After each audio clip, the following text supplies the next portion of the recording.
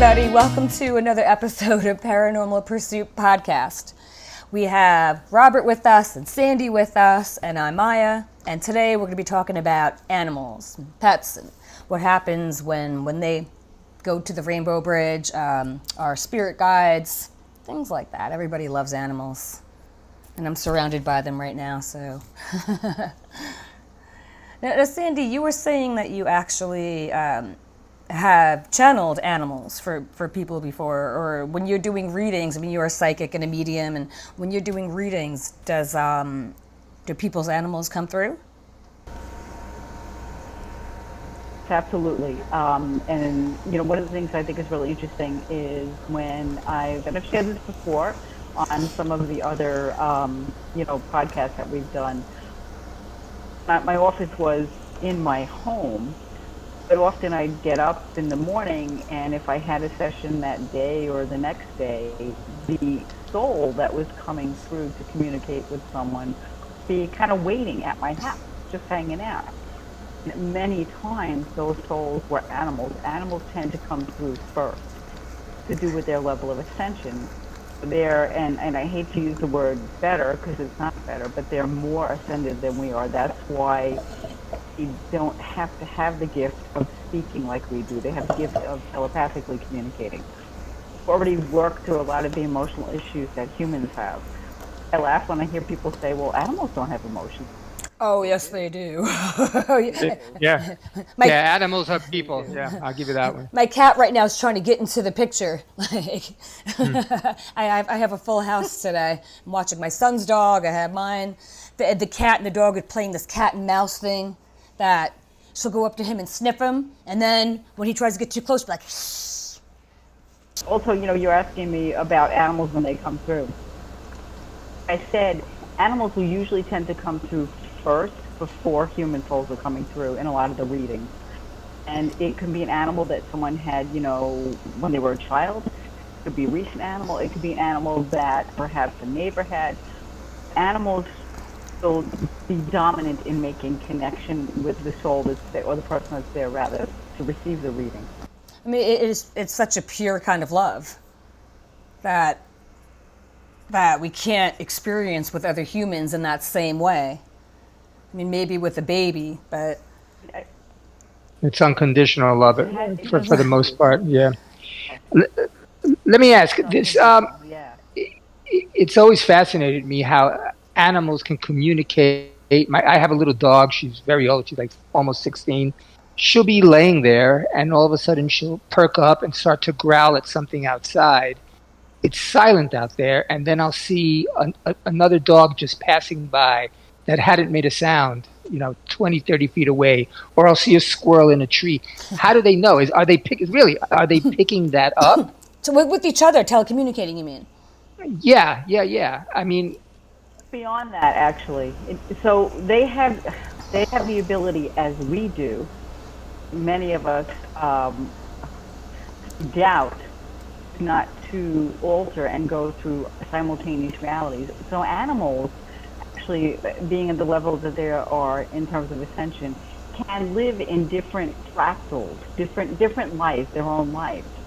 So they have a tremendous capability, and believe it, we do too, have this capability to know past, present, future. They are not bound by the time comprehension that we are. We have this concept that time is linear. It is not linear. It is not linear anywhere. It's simultaneous. Animals understand that. They're at the level of ascension where they understand that. That's why they know before you're walking in the door. They know, like in your example, that cat was going to be walking by it. That's what that is. Yeah, I mean, it's amazing how, I've brought my pugs with me on investigations before, and there have been the entities through EVPs that you heard clear as day, like, hey, who's here with me? And they'd say the animal's name. Is there a dog here? What's the dog's name? Did you hear what we were calling the dog? Monkey. They did just say monkey, didn't they? Did you hear what we were calling the dog? My one pug has seen ghosts before, and she sees stuff all the time. But there was this one time when I was living in California that I was sleeping on the sofa because my sister was visiting, and my son was going away with her the next day to North Carolina to go camping. And it was like 3 a.m. and Dioge's like, doo-doo-doo-doo-doo. I look, and there's a little boy ghost sitting there. Just plain as day. He didn't seem to notice me or my dog. And then I had to go check on my son, so I'm like, I figured out that it was my son's little spirit guide that he used to play when he was younger, I guess, just there to protect him. But my dog saw it plain as day. She'll just sit there and stare, like in corners for 20 minutes sometimes. So when my dog is doing that, so when my dog is doing that, just perking up and just staring at the wall or staring at something up the stairs, you're telling me they're seeing an entity up there? I think Dioge is when she looks like that, or my cat. Well, what do you think, Sandy? Like, they definitely see things that we can't see. I mean, I see my cat playing with orbs all the time. I don't know that it's orbs until I record it. I've seen that too. Things we choose not to see, because we choose to see only through our five senses. Well, do they have a choice? And you're in this realm, you see beyond that. You don't have that choice. They're on a very different level of ascension. So we can see visually normally.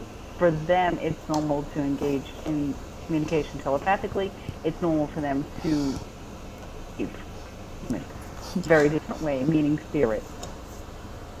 People, I've worked with people. They've asked my cat is misbehaving so badly right come now. and help me with my animal. I think that the cat is trying to talk to us. Yeah. Mouse, do you want to say something?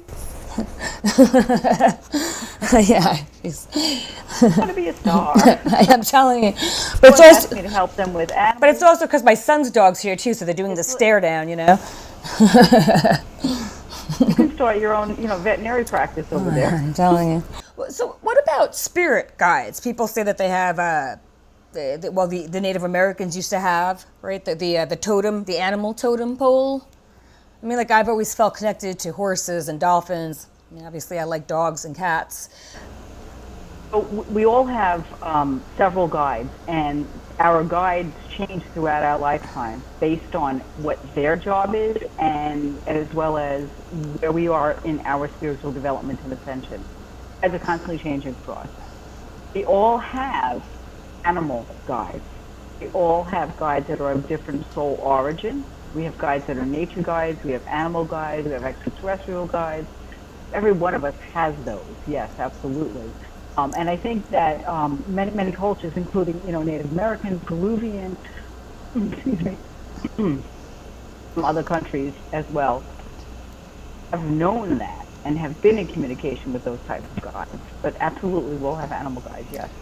If someone feels particularly drawn to a certain animal, they keep dreaming about that animal, or they're drawn to the sound the animal makes, that's usually an indication that animal may be a guide for them. Because I love ducks. Rational explanation why I love ducks. And I very bizarre, I know, and I'm airing this out. No. I love it. I've come to understand, I've come to learn from Spirit working with me that in a previous existence, I actually was a farmer that worked, farmed ducks. I thought she was going to say she was a duck. Let's see, Robert, what would be your spirit guide animal? I'm very drawn. I love cats, but I'm really very drawn to birds. And we have a stray cat that I feed in the back all the time. And when she's done eating, I wait to see all the beautiful blue jays and a cardinal that comes once in a while. We've got, I don't even know what they are. I know there's some robins, but there's this other type of bird. They might be partridges. I have no idea. I'll have to look it up. I'm a city boy. But Partridge. But but I love to see the blue jays come back there, and I can tell who's who. And for a while there were two pigeons that would come, and they were mates because I took a picture, and they're the same ones. You can tell by the feather design.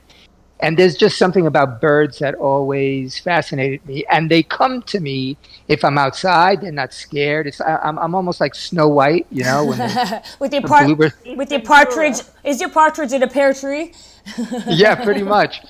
But it's funny. I thought she was going to say ducks for some reason because when I went camping a long time ago and everybody was swimming in the lake and I was just lounging, whole family of ducks were like right by me, like they knew me. You know what I mean? They didn't feel threatened at all, and it was like really beautiful. And I took pictures of them, and they just stayed there for a while. So it must be birds. You know, I just love the sensation of flying. I'm a student, perpetual student pilot. There's just something about it that attracts me to the birds. That's it. To the birds. To the I bird. love it. That's fantastic. I feel like, and I never felt like this before until my one dog, when DOG had puppies, the one puppy that like almost didn't make it, and she's just so needy and she picks up my energy. But it's almost like she's like my soulmate animal, which, I mean, I only have one kid, so I don't know if you have more, if you have a favorite or not, but like sometimes you have an animal that you have such a soul connection to that, like I know that her and I lived on other planets before. You know, and there's no way that dog is not. That dog's not a dog. They did not come from a wolf. It is a dogalian. She talks, I mean, Sandy, have you ever seen that people have maybe even the same pet that will come back to them a second time in their lifetime if they can decide that? Yeah, a couple of things that you just touched upon, and we'll answer that first. Yes, I have seen reincarnation, canines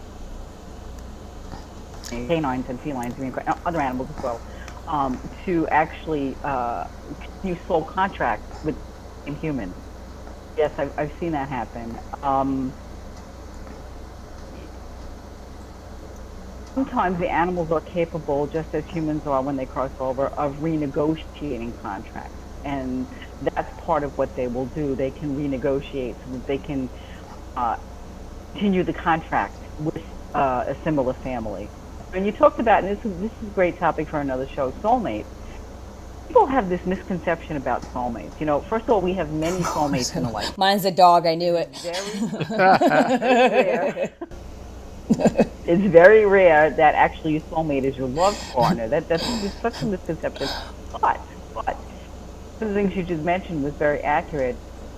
Animals are our soulmates and can be our soulmates. So when you have that intense connection with a specific, pet that you have, and it doesn't have to be a cat or a dog, it could be any kind of animal, that you just can't even understand, the same way when you have that type of connection with a person, most likely that's indicative that animal is one of your soulmates. Absolutely. I've had that. My lights just flicked.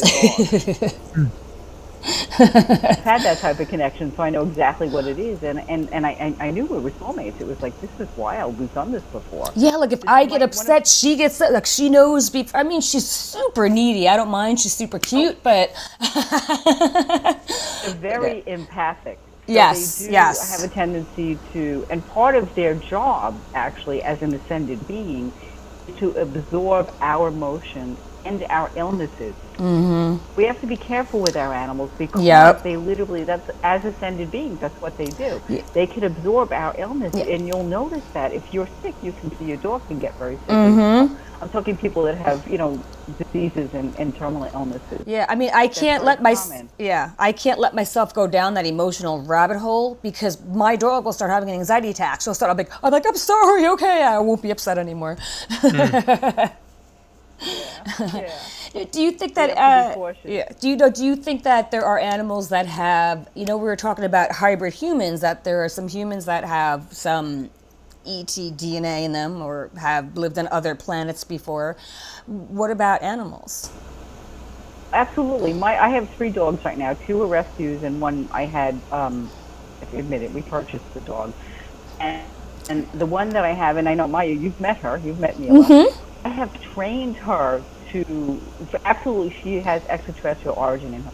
And I have trained her to do my readings and healings. She has literally, we talk to each other telepathically every day. When I was seeing people in the office, she would sit down here, she would wait till they got here, she would let me know they were coming without even hearing them or seeing them, she knew, and she would sit by my side. If somebody came into the office that had an entity or an attachment, she would sit between that person and myself. If she sat next to me, I knew that that person was clean and clear. Very interesting. We have a wonderful That is relationship. amazing. We're constantly talking, communicating all the time. And I know she's extraterrestrial. I know that she's part Palladian. I know that. We've done this before in other existences.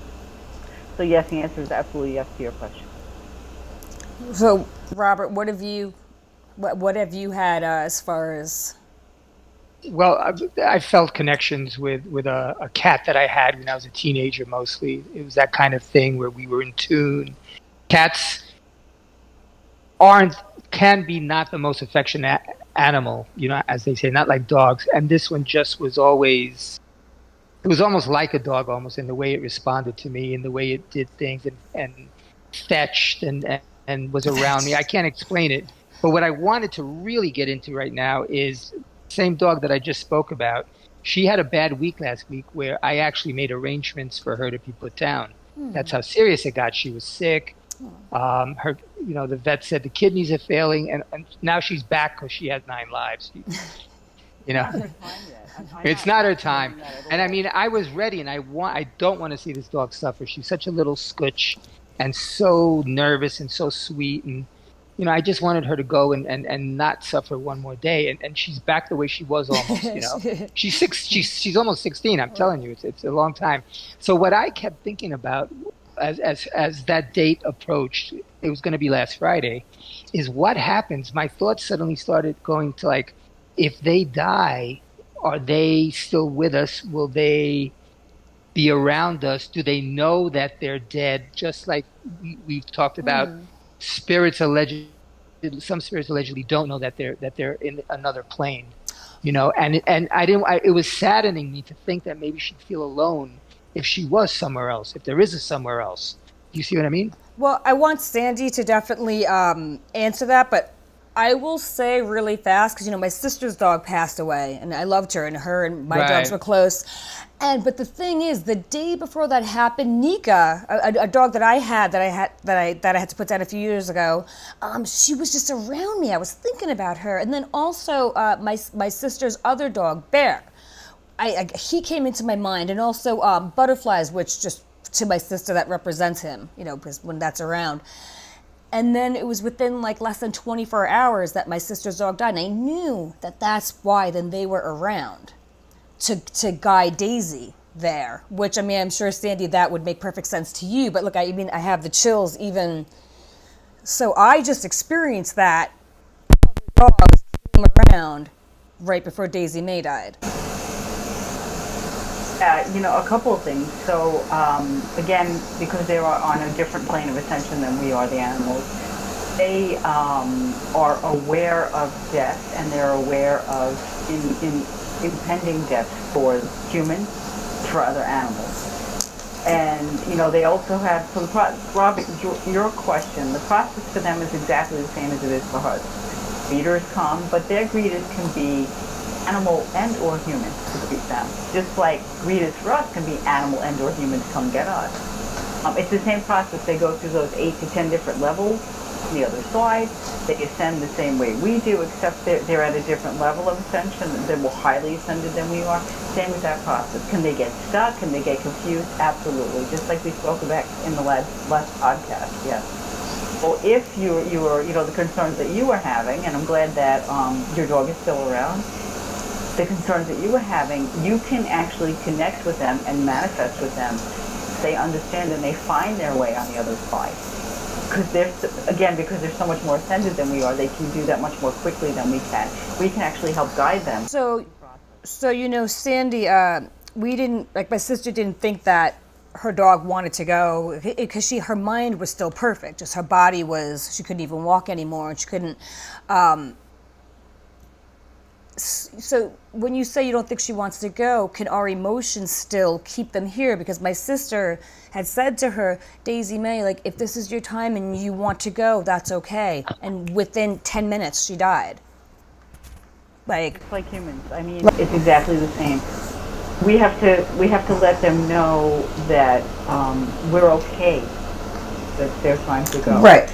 If you would with a family member. Yeah. Exactly. And I remember Daisy and Bear. I met them when we Yeah, were there. yeah. So Daisy, yeah, and you can imagine her mind, like she's very wolf-like, very, yeah. So I mean, Robert, I would talk with her too and be like, I want you to stay for as long as you want to stay. You let me know. Oh yeah. You let me know when, and it's okay Right. if you're in pain, if you have to, because she may just go in her sleep the way Daisy did. I don't know. I mean, Is what I would prefer anyway. mm-hmm. Yeah. But Maya is absolutely right, Robert. I mean, for anybody, all of us, you want to talk to the animal and let them, because they will tend to hang on because of our emotions that they're empathically absorbing. You want to let them know it's okay. If you have to go, I'm okay with that. I just want you to be at peace. I want you to be comfortable. It's okay. I let you go. It's so important to let them know that. Absolutely. Okay, so let's say somebody wants to get a new pet. What do you think what do you think somebody could do on a spiritual, psychic level? Because how do you know when that connection is the right one? Is there anything somebody can do? Or they're going to go adopt a dog and... Yeah, it's actually a good question. We rescued two little ones, and I got to tell you, you would have thought I was adopting an entire household of children. I mean, we had people come to our house.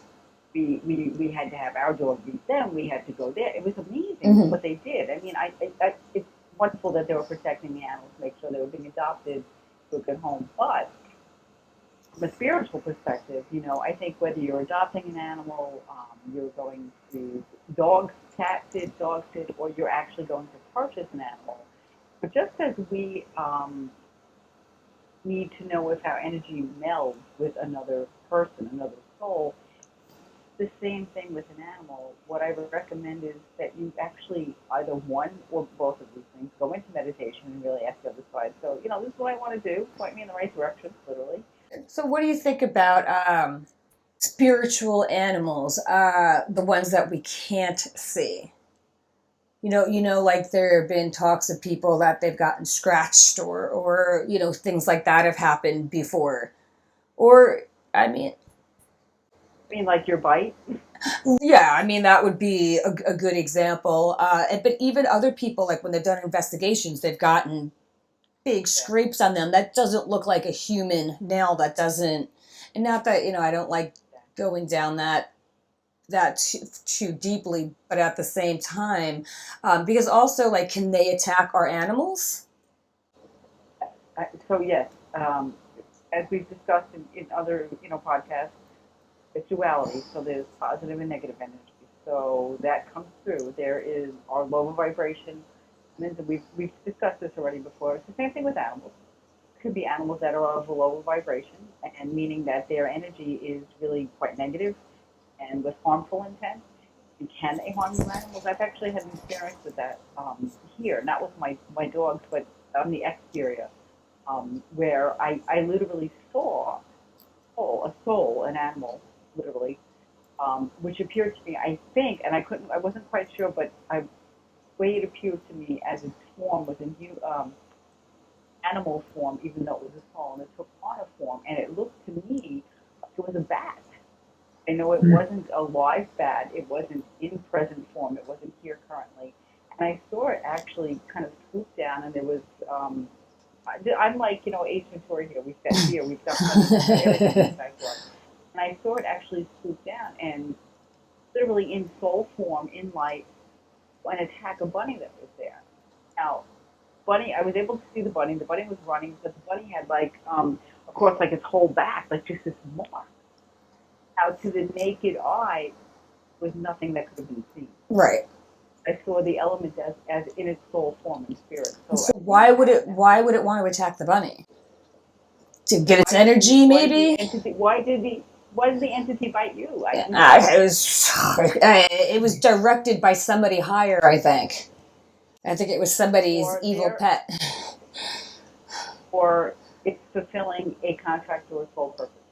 It has as a lower vibration. It's funny, my lights just flashed again. We had a lot of that last time. Right, I know, exactly. Exactly. Yes. No, but again, to not to minimize that, but to also let people know. And I say this all the time. There are universal laws on the other side, and you have to know nothing can happen to command it that it doesn't. Or protect it if you believe it. Do you think that works with wild animals too? Because you have like those yogis that have had those stories that, like a wild lion and they just went into a meditative state and lion was sitting next to them the next thing you knew. Now, when you say animals have a higher form of ascendancy, are you talking specifically animals that are more domesticated, like dogs and cats, or would it be all animals? All animals. So confusion could come in. We tend to think, oh well, they're less than us cognitively. We tend to think in human thought. When what I'm referring to is the reason that animals cannot speak the way we speak. They do speak, but not the way we do. They no longer have the need to use language the way we do. They've ascended through as full relation animals. They've ascended through the lessons of having to work through emotion to express it verbally. And that's what I mean by they're up a different level of learn those lessons. They don't have to do anything. You'd have to think, like, especially with dogs, that well, okay, and cats too, fine, I'm sorry. My cat just meowed at me. Yeah, because they've been so domesticated over the years, over the, I don't know, hundreds and hundreds and thousands of years, I guess, right? That they must be more evolved on that human level, like, because they know humans and they could pick up their senses, and I mean, just I guess even like the genetic DNA of a dog, because you go from a wolf to like a pug. They didn't, you know what I mean? And also even the German Shepherd type dogs. I mean, they know how they go and they rescue. The stories of them rescuing people, or they know that their human is having a heart attack and they run and get help, Lassie style, I'm thinking of spiritual evolution, and I'm thinking of how they've already evolved beyond the point where we have. And that's really what the answer to Robert your question. That's what I'm referring to. That they've evolved. They no longer need to be in the place where they have to acclimate emotions through words. Why is it then that in the great scheme of nature, and if there is a God, let's say, and he chooses to bestow human beings with these bodies that can adapt to anything, we can climb, we could swim, unlike fish that can only swim. Do you understand what I'm saying? Dogs can't pick up things with their paws. We can, and we've evolved mentally. Then why is it that we also can't be enlightened, as enlightened as as the animal world, for instance? Do you see what I'm getting at? Why is it then that we're not that? Why can't we be these perfect beings, physically and mentally and spiritually? Then why, if dogs are like this, are they limited because they're subjected to four paws and the inability to open a can for themselves to eat? I'm just trying to grasp that part of it, because I see, people like the two of you and like Angelique. It's very rare to be that in tune with your spirituality. Um, so you would think that most human beings would be, but we're not. You just pick up a newspaper and you see, the level of violence and stupidity that we suffer through every day, and how people use animals for. Yeah. It's so, this might be a tangential question I'm asking about, or a philosophical question, but why is it that when you take a human being, which you would figure would be this perfect form, mentally, physically, spiritually, and yet it's not, and then you take a dog and it's so simple, and yet they're at a more enlightened level than your average human being? It has a lot to do with the emotions that we describe we're still going to work through. It has a lot to do with cognition and limited cognition and ignorance and fear and doubt, whereas animals, in general statement, animals, um, are not working on those levels. We've already ascended through that. Why? I don't know the answer to that. Do you think if you're a dog, you're always a dog? If you're a cat, you're always a cat? No.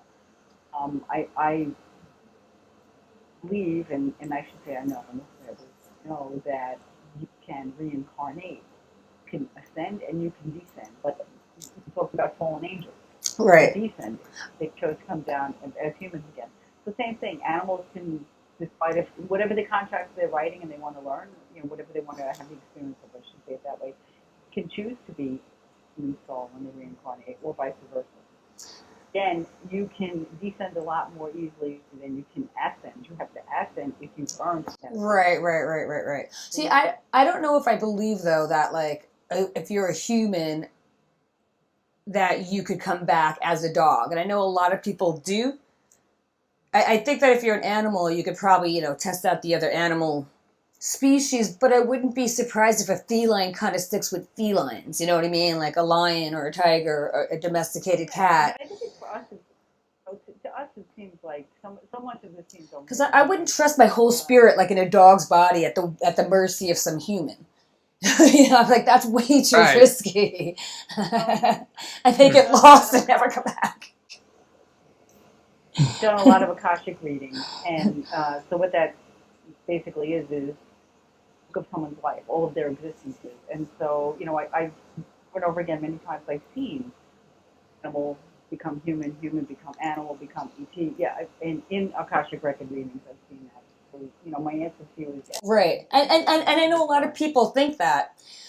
But I also think that you don't have to necessarily put your whole entire soul and spirit into something. I think you have X amount of energy, and you probably need a lot more of it to be a human than you would to be an animal. I think I just sent out a little piece of me. Yeah, all right, go check that out. I'll keep checking back in on the computer screen. Back with you next week. Yes, right. We do defragmentize our energy. Oh, so one soul. I like that word. When it crosses, because it's a fractal, you one soul when it crosses, for many different reasons, which I won't even get to now. This is totally another show. And actually split into different pieces and go into different incarnations. So I've always that happens. Kind of like I've always thought that. I didn't know the word for it, but it just kind of makes sense too. You know what I use as the example when I teach classes, so and I know we're all kind of sort of around the same age. Beam me up, Scotty, and you would see all the particles, right, and then they come all back together again. That's kind of like what happens. So when you go to the other side, it's all the energy disperses. When it comes back together again, you can make the choice when you're making your contract or you create it. Well, I want some of this energy to go here this time, et cetera, et cetera. Be like, you want to be a cat together for a little while? Like, that could be cool to bring back to the. The energy of the soul always reintegrates and it crosses over. Right. Yeah. I mean, I would hope so. Unless, what if that energy just got lost? Does it know that it's dead? You know what I mean? For example, or just really went down a dark path. Does it kind of stay in that gray area until it figures it out on its own? And then can it turn into its own entity? Because remember, you spoke one time about poltergeists, saying that sometimes it's somebody's energy. I know this is a different topic, but that somebody's energy can actually form into something else, its own entity, if it's enough of it. And there's different types of entities, and one of them is our own emotions. Kind of like the movie The Blob, and it just keeps building, and it becomes its own entity, literally, the emotion itself. Yeah. So I wonder, like, if that can that get stuck here? So what I meant was this. So when there's a defragmentation, and so say for instance, I just saw, I'm going to reincarnate, and I'm going to be in this person, this body, and I'm also going to be in this person, this body. So I'm in two different bodies. And say, for instance, so number one deceases, person number two is still alive. So an integration can't occur until that second person actually deceases and all of the soul energy is set.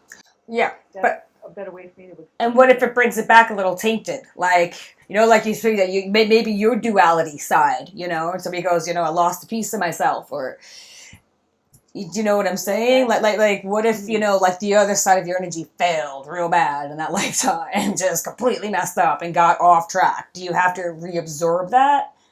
And like, if you're the type of soul, animal or not, that you don't know that you're dead, does it kind of just linger here until?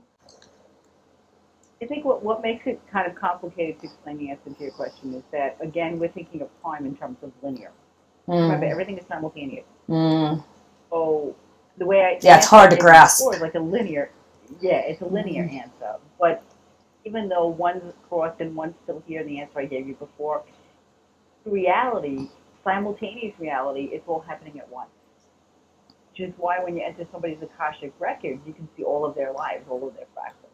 So it's really hard to explain the concept when our mission limits us. Yeah. So, Robert, what's your take on that? I see you. He's thinking. I'm trying to ponder all this. It's a little beyond my realm of understanding. I've always had a fascination in the notion of reincarnation. There have been times when I felt certain that I've lived another lifetime. There are things, but it could just be, I always thought, all right, it could just be, it's a movie I saw when I was 3 that's stuck in my mind now because I was in England.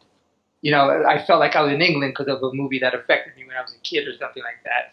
So I just find it hard to grasp that if we do go on in the afterlife, that we, instead of staying in the afterlife, that we then come back and become totally different people, where we don't understand that we've been in another life.